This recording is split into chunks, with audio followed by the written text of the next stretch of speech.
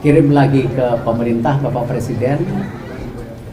Lalu kita register ke FIFA itu tanggal 7 atau 8 atau 10 antara tanggal.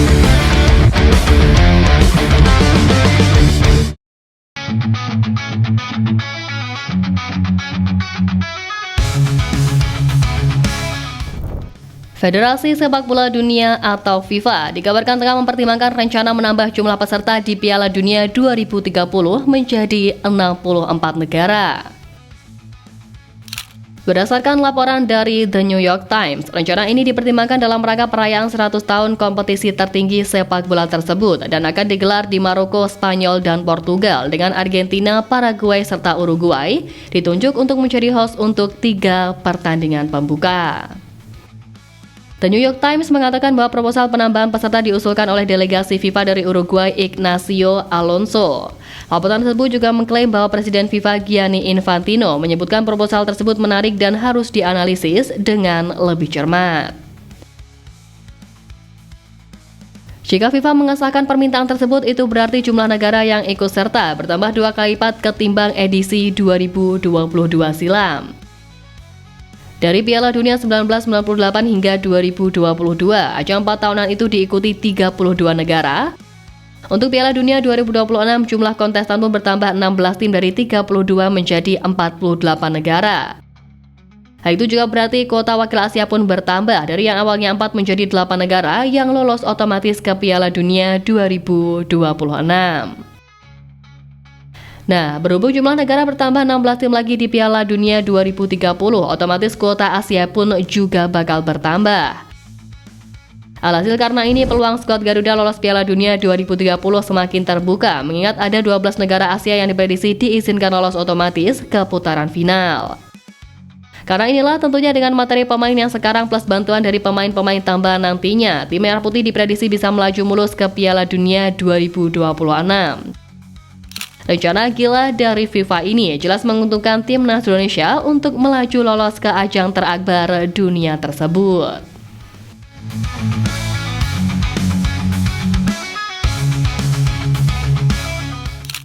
Menembus panggung tertinggi di kancah internasional tentu menjadi mimpi dari setiap negara. Indonesia pun kini tengah dalam misi untuk lolos ke Piala Dunia, yang mana sebelumnya sudah diungkapkan oleh Pak Ketum kita, Pak Erick Thohir, bahwa skuad Garuda ditargetkan untuk lolos ke panggung dunia edisi 2026 ini, terlebih dengan posisi klasemen yang ada seperti sekarang. Tim Garuda saat ini berada di posisi ketiga dengan 6 poin di bawah Australia dan juga Jepang. Bagi pasukan Patrick Kluivert butuh mengunci posisi kedua klasemen agar bisa mendapatkan tempat otomatis ke panggung dunia. Pak Erick Thohir menjelaskan bahwa 4 pertandingan di depan akan menentukan nasib dari mereka, di mana di bulan Maret ini, skuad Garuda akan menantang Australia dan Bahrain, dan selanjutnya mereka akan bertemu dengan China serta Jepang. Di atas kertas, tentunya laga melawan Samurai Biru akan sulit untuk dimenangkan. Namun saat misi tersebut sulit tercapai, Indonesia masih bisa lolos ke babak selanjutnya dengan berada di posisi ketiga atau keempat. Namun melalui babak tersebut pun tentunya jalan juga semakin terjal dan semakin sulit bagi mereka. Karena inilah diharapkan 4 pertandingan di tahun ini bisa dimanfaatkan dengan baik, sebab bagi Pak Erick misi ke Piala Dunia bukan lagi mimpi. Dari PSSI sendiri akan mengusahakan segala cara termasuk memperkuat timnas dengan pemain keturunan yang diharapkan bisa membuat Patrick Kluivert memiliki banyak opsi dan memaksimalkan semua pemain.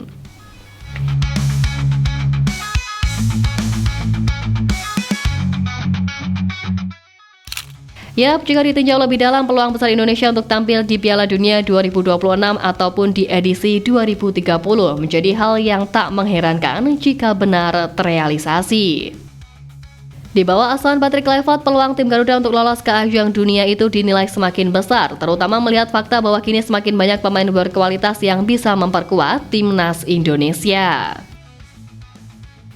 Setelah FIFA mengumumkan rencana besar akan menambah jumlah tim yang akan berpartisipasi di Piala Dunia 2030, bukan hanya timnas Indonesia, tim lain di Asia Tenggara seperti Thailand dan Vietnam pun jadi punya peluang yang lebih besar untuk tampil di gelaran tersebut.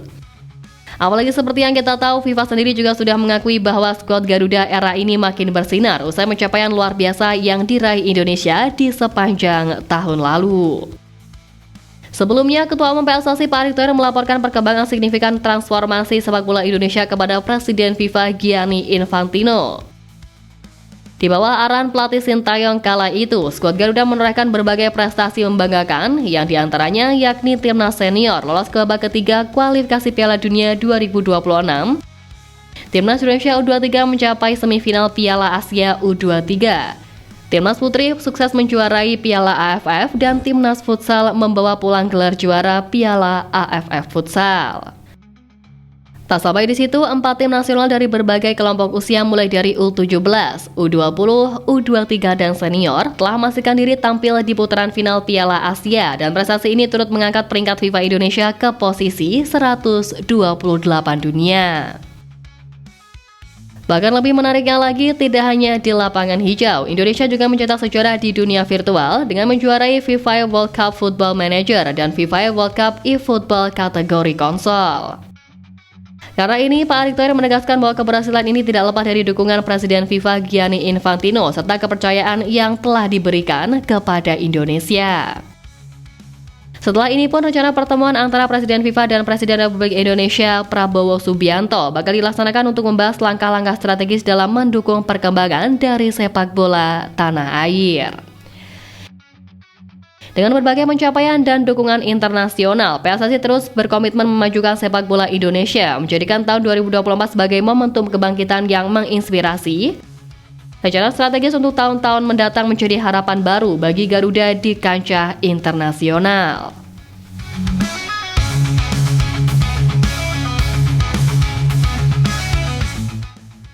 Tak bisa dipungkiri, di bawah kepemimpinan dari Pak Erick Thohir, sepak bola Indonesia benar-benar menjelma ke arah yang positif. Sebagai sosok yang telah melalang buana dan pernah menjadi presiden klub dunia Inter Milan, Pak Erick benar-benar membawa pengaruh besar dalam berbagai rencana PSSI, termasuk dalam menggait para pemain keturunan Grade A. Tak sampai di situ, hubungan baik yang terjalin sejak lama antara Pak Erick dan Presiden FIFA Gianni Infantino juga menjadikan Indonesia kian disorot media-media internasional hingga tokoh-tokoh dunia.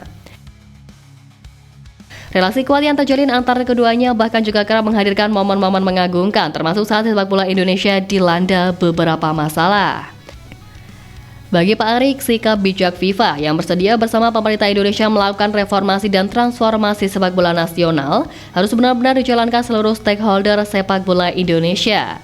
Kemudian dengan FIFA yang saat ini juga berkantor di tanah air, harapannya hal itu bisa memudahkan proses transformasi sepak bola Indonesia berjalan secara maksimal.